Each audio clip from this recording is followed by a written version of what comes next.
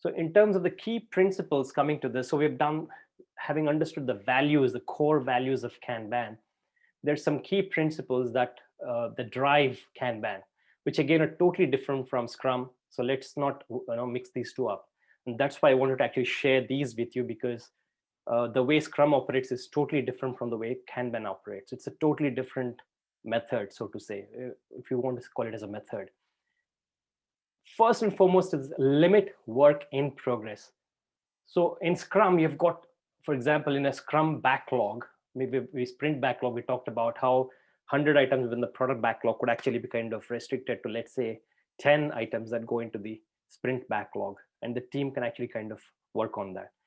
Again, within that 10 items, you can actually get to see that 3 of them could be assigned to one person, Dave, and the third person could be assigned to Sham, for example, and another rest 4 could actually be assigned to Sarah.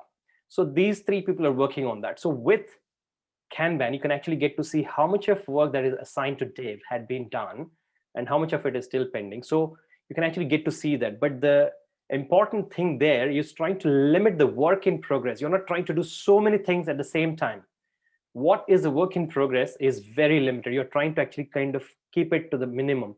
So that means that you're trying to actually take one thing at a time, for example. You're not trying to take 100 things and destroying everything and spreading your legs everywhere. You want to actually have one thing at one point of time, right? There is also the principle of OPOT. I'm not sure if you have heard about it. It's called one person, one task, and one time. That means one person, one task, and one point of time. So it's not like 10 different things. I can still do that, but then what is the point? What's the productivity there? It all gets messy. So it's always good to actually kind of plan. It's not just the manager assigning things to you, but once they're assigned, you would then again prioritize and do the work in such a way that at any point of time, you're trying to minimize the work in progress. That's the fundamental construct of a Kanban thing. Again, focus on the flow. That's the very, very critical aspect of Kanban, because flow is important. You need to execute the work. You need to get the work done. How can you get the work done is basically driven by seeing what is the work, overall piece of work, what is the scope of work, and then where each of that elements of work is there. So sizing of work is done, right? And then once the sizing is done, okay, it has got 10 tasks. And then once you've got 10 tasks, then you need to see where each of those 10 tasks are. So you need to see when can you say that is done. So there's an aspect of done or complete, which is equivalent to the definition of done in our discussion we did, DOD. So you need to know that, and then you actually say, okay, if it is to be done, you need to go through these different stages or different phases, different statuses, for example. So a story goes through, for example, in the context of agile development, it goes through a flow of, for example, draft. Once a story is drafted, it's then finalized and then refined and then communicated and specified to the team.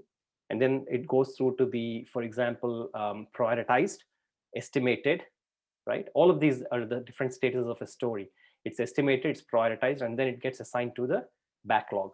And then once it is there, it actually goes through the analysis stage, design, development, and finally deployment. So you can actually get to see the various aspects of how a story could actually go through in the development aspect.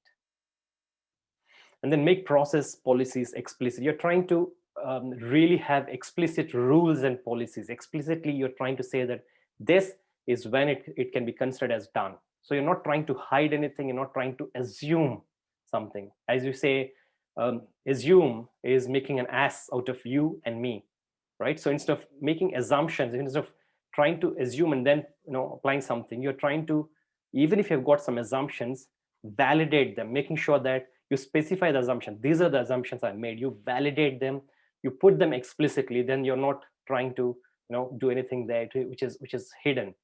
So when you're trying to make something rules clear, policies clear, and procedures explicit, then you're trying to open up and making it transparent. Everybody buys into that. Everybody works according to that. And then implement feedback loops.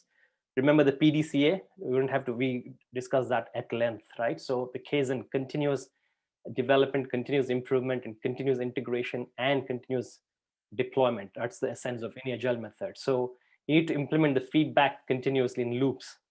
and improve. Again, this is the Kaizen. We talk about Kaizen later, is the Kaizen rule of continuous improvement. And then you need to visually, represent the work. You can visualize the work in a better way with Kanban.